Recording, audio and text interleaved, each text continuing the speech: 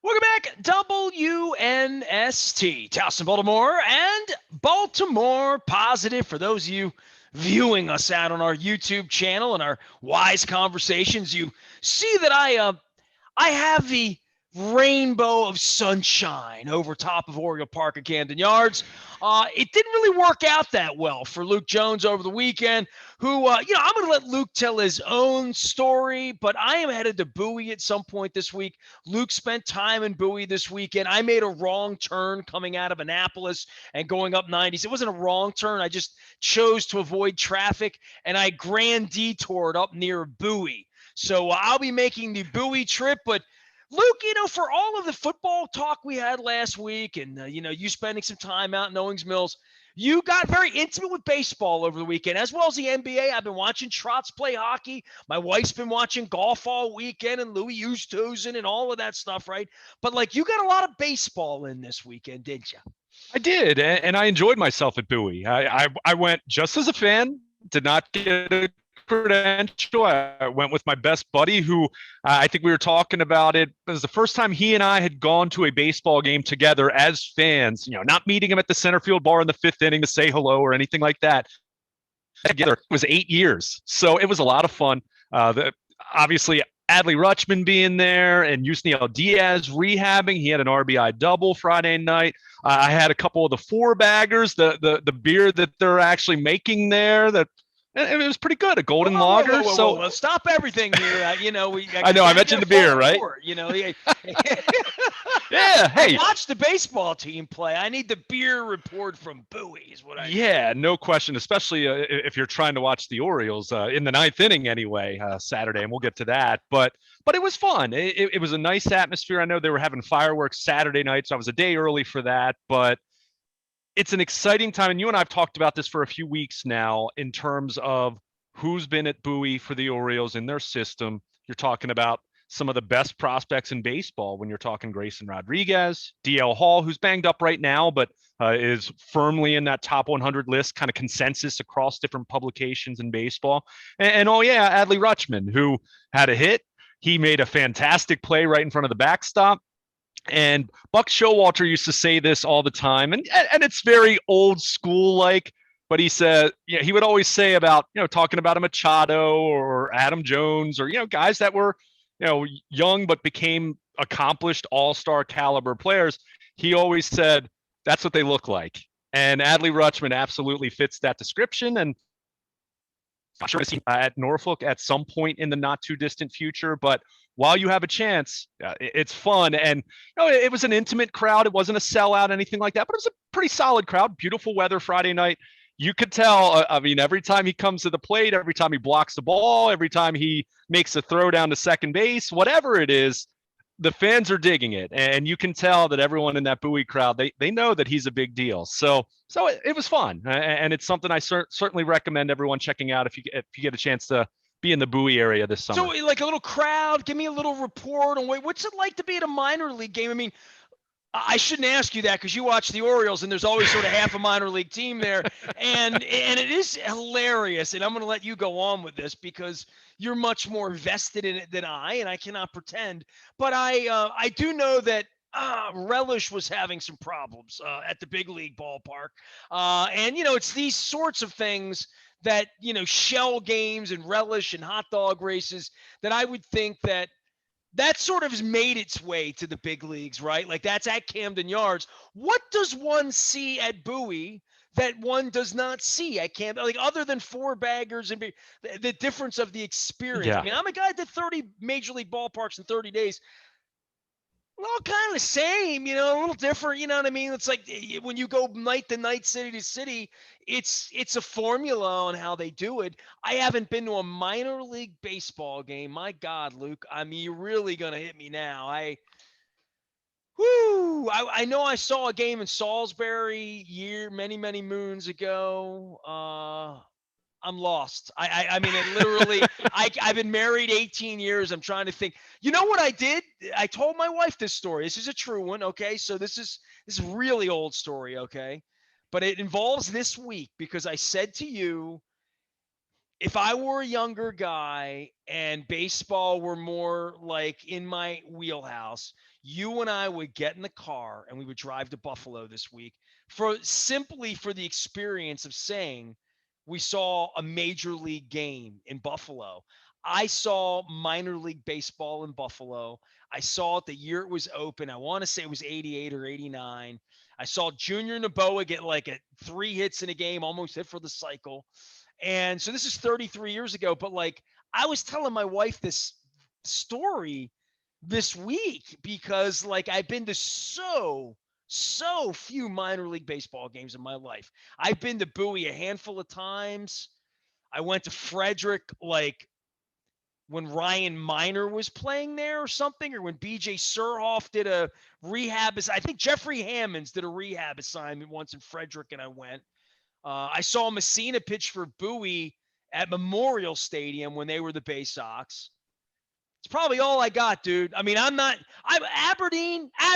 Okay, I've been to Aberdeen. I've been to Aberdeen 2 or 3 times since it started, but that's it, dude. I don't have a lot of minor league. I don't, less than 10 minor league games in my life I've seen. Wow, you're missing out because it's fun. And let me start by, because you asked me what it's like at Bowie right now. I think it is a little strange from the standpoint of they started the year with some restrictions still in place, and since then, over a very short period of time, those have been loosened. But if you go to a minor league game, the between inning entertainment, where I mean, they basically have an MC in the same way that you kind of think about it for indoor soccer, NBA, NHL. They would do so much on-field stuff between innings. They're not, at least at Bowie, they're not doing that right now. They kind of have their MC, so to speak, kind of stationed on top of the home dugout in between innings. So I'm guessing you're going to see some of that start to gradually come back as you go to Bowie and you don't have to wear masks. I mean, some people are wearing masks, and that's cool if they are. But it's relaxed, it's full capacity. The beer is cold. The hot dogs are pretty good, and there are a lot of people there. I mean, just with Rutschman, like Rutschman alone, like I want to see Rodriguez. I'm waiting whenever he pitches this weekend against the New Hampshire teams right. when I'm going to go, and I have it in my calendar as like, well, whenever he goes, I'm going to go, and I just to say that I saw him. I mean, I'm in the Me Too club at this point. I mean, I'm the curious fan, like everybody, like you were on Friday, right? Yeah, no question about it. And I didn't get to see Grayson Rodriguez. Was hoping originally that night, Friday night, DL Hall would have started. So that was a disappointment. Although certainly hoping his elbow issue isn't a big deal. It doesn't sound like they're overly concerned. But yeah, there's a buzz when you're talking about those types of prospects playing in a minor league park. And I know we over the years, and I know this from even talking to people. And I haven't gone to a ton of double A Bowie games. I've seen Bowie play at Harrisburg a couple more times because Harrisburg's a little bit closer for me. It's fairly similar, kind of. I'm almost the midway point between those two in terms of time, but you take into account traffic, it can be a little more challenging. But I know Bowie hasn't. Rutschman don't play in Harrisburg, son. I know, right? But I know they haven't drawn incredibly well over the years, and I mean, there's various reasons we could kind of theorize why that might be, and part of it is the Orioles haven't necessarily had a lot of compelling prospects playing at the minor league level. You think of Wieters, Machado, rehab stint every now and then, but when you have a farm system that's not generating that buzz across baseball, not having that top 5, top 10 kind of farm system that they do have now, when you look at most of the publication rankings. But I think there's excitement there. And, certainly they have the bells and the whistles, whether it's fireworks, different giveaways. I know the one thing they've done for Grayson Rodriguez was encouraging people to bring brand new gas cans. With him throwing gas, he throws 100 miles per hour. They kind of had like a little promotion thing with that for people decorating, and they got some prizes and had these people use that as almost like, I think of the thunder sticks that the Angels fans had years ago during the World Series, almost, people banging on those. I understand they were doing that for his first home start. But, I think the charm of the minor leagues, and frankly, you're seeing more major league teams do this. I think we could all agree a major league baseball experience is very different now, much louder now between innings. it was me 30 years ago, even, going back to my childhood, remembering what innings were like at Memorial Stadium when, they changed sides and everything. But, I think you have an entity that's really working hard to try to make it fun and keep it as light as they can. And yeah, it needs to be about the baseball. And certainly you're going to draw more when you have an Adley Rutschman or a Grayson Rodriguez or a Manny Machado a few years back, several years back now. But, there's always those bells and whistles. And frankly, and you and I've talked about this a lot, bringing it back to the Orioles at the major league level, it's something the Orioles need more of. And, as much as the relish, the relish finally won the hot dog race. And I'm guessing that my guess is it was a plant, but, some guy had relish dumped on them in celebration after, it was a silly thing. And I know old school people that, might be a little grumpier about it might say, oh, that's really dumb. But it's fun. It's light. My goodness, you have to keep it light if you're going to try to watch Orioles baseball right now. So, it's kind of those minor league elements that I think are fun and they do cater to kids. And there were a lot of kids at the ballpark on Friday night down in Bowie. So, that's fun. And that's what we want, right? However you're attracting young people to get excited about going to a baseball game, whether it's, a carousel that they have there. And I know lots of minor league parks have, playgrounds and things like that for kids to, kind of break up the 2.5, 3 hour baseball game, let them run around for a little while. That's fun stuff. And ultimately, whatever you can do to get them inside the gate for the game, you give them a good experience, you give them something fun, something memorable, you're going to improve the odds of them coming back, assuming you do have winning also involved at some point in time. And that's, it kind of brings us back to where the Orioles are, where, we're talking about the future, but at the same time, this is an organization that's asking a lot of its fan base to be patient in that way. And I'm not going to sit here and say, go spend your money, your hard-earned money to go watch the Orioles and have any kind of hand-wringing over the attendance there. But I will say, if you want to watch some meaningful baseball that relates to the Orioles, yeah, go check out Bowie. Go check out Aberdeen. Gunnar Henderson, their young shortstop prospect, is getting the promotion to Aberdeen. He's been at Delmarva. So these kids are moving up the chain, so to speak, and still going to take some time, especially for some of these younger guys. But it is fun, and it is something that I feel you can go to a Bowie game.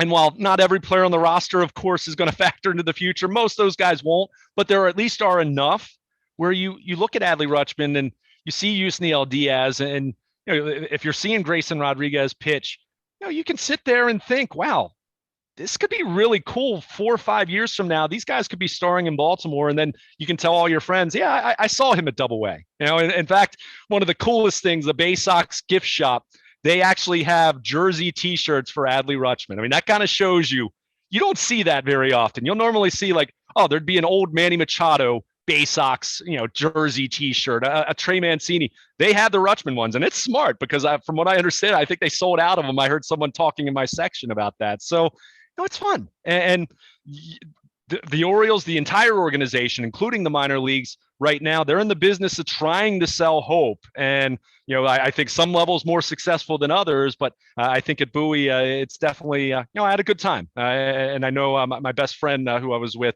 he had a good time as well. He's a good-looking ball player, that Adley Rutschman. Grayson Rodriguez as well. Luke Jones, of course, here. Baltimore. Luke, you can find him not anywhere near the Ravens, probably fattening up on pizza somewhere in the swamps of Jersey shortly. But watching I don't know what to make of the weekend. Like, you weren't there Friday night, right? So they had some success and some fun. Mullins certainly this weekend. Everyone's punching the card now to get him to the All-Star game and like all that. And that's a nice story. Means with the no-hitter was a nice story earlier. And, obviously where they are with Mountcastle day to day, Saturday was a good day. I felt bad for you not being there Friday, Luke. You know what I mean? Like, you text me, you're like, I want the Bowie. And then all of a sudden, like, they finally win for the first time in like 2 weeks. It wasn't a road win. They still haven't had that yet. I don't know if Buffalo is considered road or not. Certainly not Toronto, but we'll find out this weekend. Houston, the whole deal. But really a choppy weekend for them.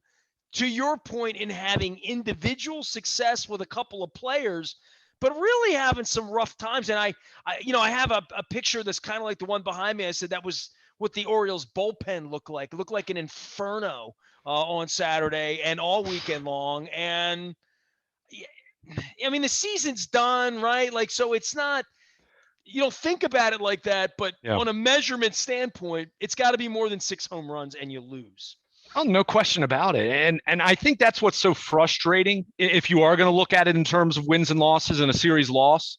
They were a strike away from winning on Saturday. And I would say up until the ninth inning on Saturday, that's right up there. And throw Mullins hitting 2 home runs on his own T-shirt night on Friday night as well.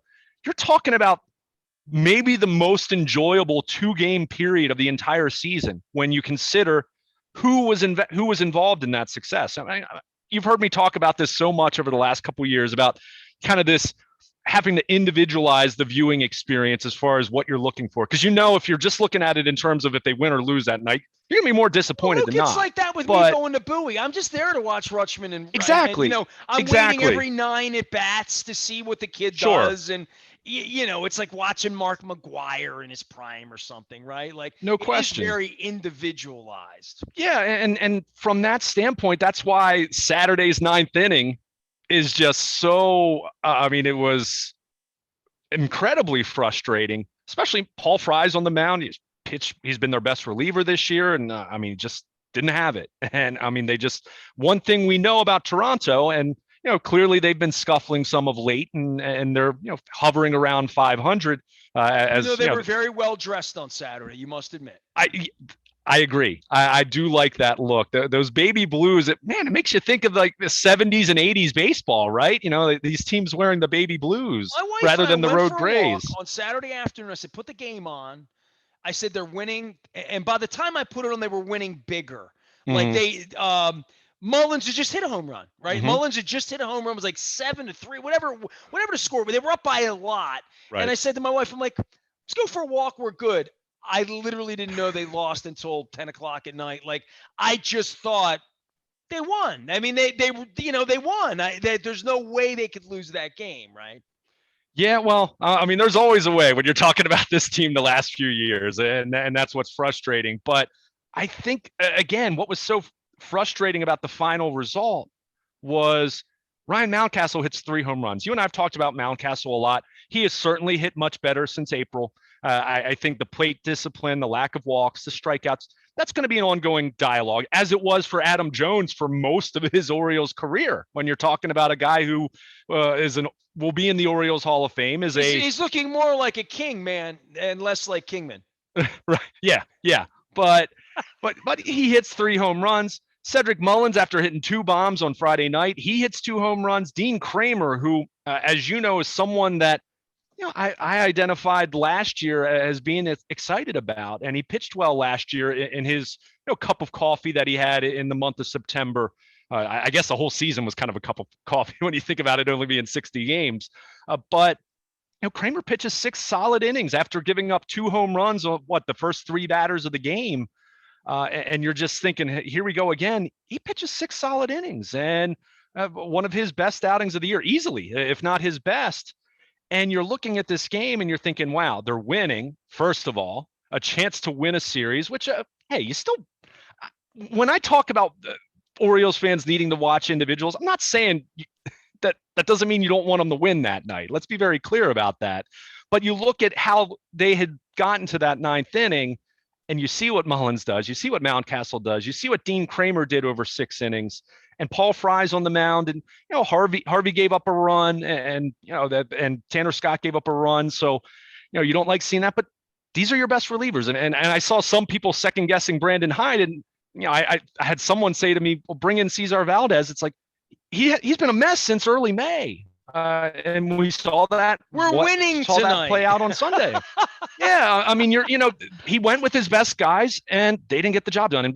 And Paul Fry especially didn't get the job done. And it stinks. That's terrible, because you think about it, they're a strike away. They were a strike away at a couple different points in that 9th inning, and you're thinking, you win that one, you've already won the series. You've won 2 in a row, which I always think of Lou Brown in Major League 2. We won yesterday. If we win today, that's 2 in a row. If we win one tomorrow, it's called a winning streak. It has happened before. And that's kind of where the Orioles have been for, especially over the last 5-6 weeks, going back to even the 14-game losing streak in late May. But they're that the John close. Means thing, like that as a turning point in the season. It's incredible.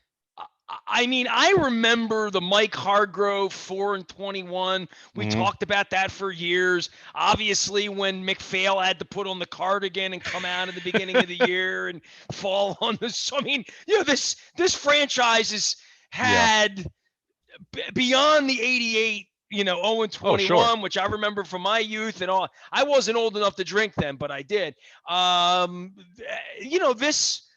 This 6-week period from that Seattle and we're all going to have champagne and fly home to like what's happened to this mess and the way they're losing and the fact that there's no cavalry at all. Yeah, I mean, there is, but it's still, it's not coming now. Though. Right. It's not coming now. These are the guys for the next 3 months. Well, and that's the thing. And, and that could even bring us talking briefly about Matt Harvey, because I don't want to spend a lot of time talking about Matt Harvey because he's not consequential to their future. But, people have asked a lot about how much longer is he going to get opportunities. Well, Bruce Zimmerman goes on the IL on Friday with bicep tendonitis. And they have to call up Thomas Eshelman, who didn't have good numbers at Norfolk. I mean, they just right now they're very limited on unless you and maybe there's an argument to be made later in the year. I don't necessarily subscribe to that because this year's already lost in that way. But guys that are going to move the meter at Norfolk right now, there aren't a lot. And that's not to say Matt Harvey's going to be on this team the rest of the year if he continues to pitch like this. He pitched okay into the fifth inning on Sunday and then completely fell apart after that. Probably not all that terribly shocking when you consider how his stuff is profiled. Third time through the order, he got lit up. So, but I just look at it and you're right. You go back to May 5th, when Means pitches the no-hitter, I think they were 1 game below 500 with that win. They haven't won a road game since then. I mean, think about that. They haven't won a road game since then. The only thing that's keeping them from being, they've still had their embarrassment with it. Is like Kentucky Derby week, man. Arizona, right? Exactly. Arizona's been even worse. Arizona has had a longer road losing streak. Arizona, finished the weekend? I think 16, 17 losses in a row overall they've had now. So what's crazy about this is how awful they've been over the last 6 weeks, and yet Arizona's still been even worse than them. But the one thing from the weekend, and again, I'm not trying to diminish the losses. I mean, it's not fun. We know that. It's not fun to lose, and you can see it on Brandon Hyde's face. I mean, the last few weeks. I mean, as much as I've credited him, and you and I've talked about this a lot from the moment he was hired, and how he handled himself in 19. Remember Chris Davis going after him in the dugout at the one point in time, and For the most, I forgot about that. Well, yeah, I mean, I think everyone's trying to forget about that disastrous contract that still has 1 year left, by the way. But I think everyone's admired, even if you say, look, I don't think Brandon Hyde's going to be the manager whenever this team does turn the corner. He's probably way more Dave Tremblay than Buck Showalter, if you want to use a very simplistic comparison to the previous, McPhail/Duquette era. But he's handled himself so well. I think guys have played hard for the most part. That doesn't mean that they're nearly good enough or that they're competent at doing what they need to do to win at the major league level. But you've really seen it on his face the last few weeks that it feels like it's wearing on him even more. And it's not as though they've got jobs harder than he thought it was going to be. Well, I mean, and that's the thing. And he would be the first to tell you, if you sat down with him and had a glass of wine or a couple beers, he'd be the first to tell you, like, I knew what I was signing up for here. And Mike and Sig told me that. But that doesn't mean in the moment that it's not going to be challenging, that you're not going to have some weeks where it's really challenging. Well, the Bad News Bears routine the other day where right. And people are getting on me about sharing them. Like Major League Baseball is sharing it as entertaining. Sure. And I'm thinking to myself, you don't want to be that entertaining. Not at all. And I think that's what's wearing on him a little bit more over the last few weeks. And I'm not saying that it's not dissension or anything like that. I think you just see, hey, he's a human being just like everyone As else Lou Baker watching would say, this. Horse shit plays one thing, but we're not going to embarrass ourselves out there. And you mentioned the rundown in Cleveland, and that's a perfect example. And I'd even say this because I've seen some people draw comparisons. Okay, is this team worse than the 2018 team, and compared to 1988 and 2010 before Buck Showalter got there? You mentioned the Hargrove, the year they got to 500, and then they finished 4-32 or whatever it was. There've been some bad teams in that way, but this team has played unlike that 18 team that I think had. I forget what their run differential finished. I think they were minus 300, like worse than that. And the pace that this team's on in that way, they're losing a lot of games. They've lost probably more closer, some more, closer games, 1, 2, 3-run losses as opposed to, getting blown out by 12 or 13 runs and having to have position players pitch. It doesn't seem they've had quite as many of those, but you just said it with that example with the rundown, some of the defensive lapses we've seen. It's one thing to lose just because, frankly, you look at the roster, you look at the lineup, you look at the rotation, you look at the bullpen, you look at the effective members of the bullpen who are being overworked because you just, you don't have enough reliable options. And it doesn't take, you don't have to be the Elias Sports Bureau to figure out that, this is a last place team and they're not going to win many games. And they're going to go through some periods of time where they're going to lose games and lose a lot of games in succession and some of these difficult streaks. But when you start getting into those embarrassing moments, those bloopers, those gaffes, those, to your point, Twitter videos by MLB that are everyone's laughing at it. And as much as you can look at the Cleveland side and say, oh, it's great hustle there, that there's an opposite, in the same way that Pittsburgh with that highlight with Javi Baez of the Cubs a few weeks back. Yeah, I mean, you get into those, that's where you cringe. If you're going to lose anonymously. I mean, if that makes sense, rather than you don't want to be, and that even goes back to 19 straight road losses. Like, come on, lose giving up home runs and not throwing the ball around in a run. Exactly.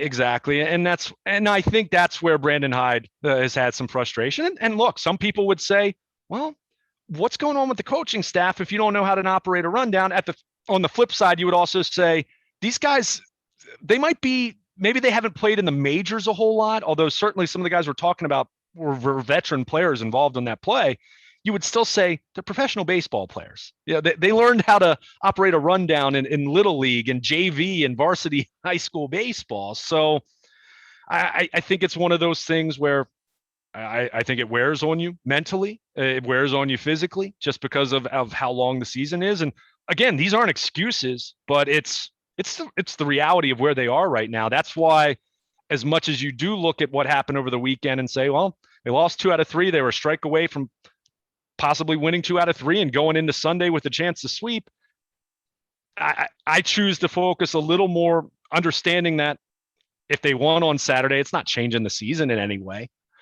You do look at the individual successes of the weekend and say, hey, Ryan Mountcastle, Cedric Mullins continuing to have, I mean, not just an all-star season. I mean, he's been one of the, if you kind of look in terms of wins above replacement and his positional value, he's been right at the top of the league as far as leading the way in hits, all of those different things. I mean, he's getting up on 300 at bats too. I mean, he's been one of the best players in the American League. And look, I'm not going to say he's the MVP because Vlad. I think we saw a guy who's a strong candidate there with Vlad Guerrero Jr. and certainly what Ohtani's done, with just being a two-way player. But Cedric Mullins is a guy that if you took that vote today, he's a guy that would be pretty high up on that list when you consider what he brings all around. And with his power over the weekend now, kind of duking it out with Mancini, who hit 2 home runs on Sunday, including his 100th, which want to give him a shout out there with what continues to be an amazing human story with the season he's had. And Mountcastle, it was good to see that. It was good to see Dean Kramer pitch the way he did on Saturday. Unfortunately, you still lose 2 out of 3 and you finish the weekend feeling lousy about yourself because, Matt Harvey melted down in the 5th inning and they managed to, I think they went from the 2nd inning until the 8th without getting any hits. So, that's not going to work. And, I've mentioned the home runs. not a whole lot of other offense beyond the home runs over the weekend. And, it worked out for him on Friday night, but not so much on Saturday or Sunday, although certainly not going to put it on the offense on Saturday after what happened in the ninth inning. Luke Jones making it to Bowie. I'll make it to Bowie later on this week. He's making it to Camden Yards, but not to Buffalo. If you're keeping up, they're playing in Buffalo this week, so that's another thing. And back to those Blue Jays uniforms, I want to give a shout out to our Chicken Palooza and our friends at Royal Farms. Luke, I know you're jelly, that I'm the first one to get the Chicken Palooza shirt. It came the other day. I've even got 2 Chicken Palooza cups. I can spare a cup, so I'll get you a cup. They'll be in the location soon. But Chicken Palooza begins next week with our friends at Royal Farms. It was something about the crab cakes and the crab cake thing I'm doing in August, that there could be a crab cake of Palooza, but it's a Chicken Palooza and Western fries, so it's all there. So plug away. Give some love to our friends at Royal Farms. Make sure you're gassing up. I gassed up on my way back from Annapolis. So, Luke, we were coming out of Annapolis, and we were going to go up 97. We were at the Rick Nielsen show down at Rams Head. And I'm like, I don't want to get in that traffic. We'll just keep going. And like Richie Highway never appeared. The next thing you know, like I'm in like Crofton talking about Denny Nagel and seeing Bowie signs. And I'm like, man, just when I haven't been to Bowie in forever, I'm going to get back to Bowie this week. So last thing, any recommendation is there anything in Bowie other than the 4-bagger that I need to do, think, see in any way?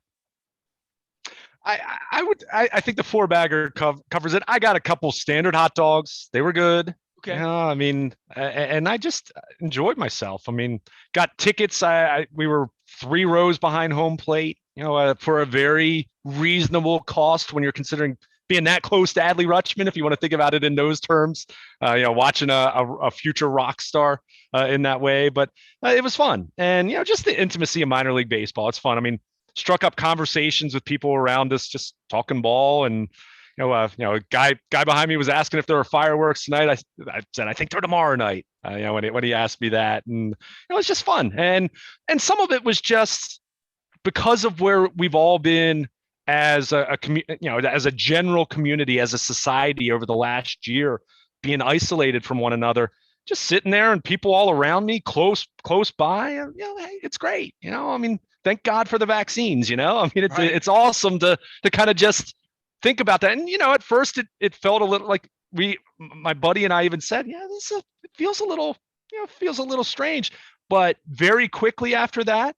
you settle in, old habits die hard in that way. And just being at a ballpark, being at a ball game and sitting around other people and, hearing people heckle the umpires and all those different things. I mean, it was fun. It was one of those reminders of life being good. And, again, moving back closer to normalcy, pre-pandemic kind of social events and things of that nature. I mean, it's fun. I know you've been going to shows, and I mean, it's Dude, it's I'm a good so feeling. Excited. Like, I got Springsteen tickets in New York 2 weeks. It's like I got my life back. Exactly. It's like things are happening again. Like Guns N' Roses are playing the Royal Farms Arena.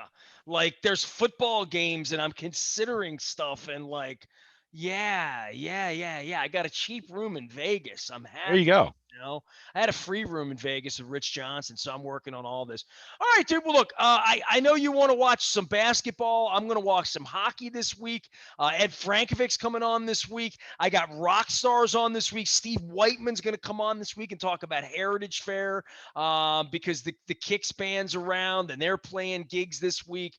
They're playing M3. So we got things happening. There's music. Crack the Sky. They're playing the Heritage Fair. They're calling in this week too. So I have Rick Witkowski and Billy and those guys. So little music, little rock and roll, little baseball, little minor league, a 4-bagger. But I'm a pretzel guy. I'm a pretzel guy. I'm going to go for the pretzels and beer. That's going to be my ballpark experience. It'll all be out in social media. And the Crab Cake Tour begins. Sort of officially now. We're going to do Brandon Scott. We've moved that back a couple of weeks. We're going to be with Barry Glassman. For those of you who say I don't talk to Republicans, there goes your proof. We're going to be at Barrett's in Bel Air. Barrett's in Bel Air next week with County Executive Barry Glassman up in Harford County. I'll dress nicer than my Chicken Palooza shirt, but it is Chicken Palooza full on with our friends at Royal Farms. And I got the evidence. He's Luke. He's Baltimore Luke out on Twitter, Facebook, Instagram. I'm out on LinkedIn and Facebook and places with my cat and sunrises and my crazy wife paddling through the Inner Harbor. We are WNST, Towson, Baltimore, AM 1570, and we never stop talking. Baltimore, positive.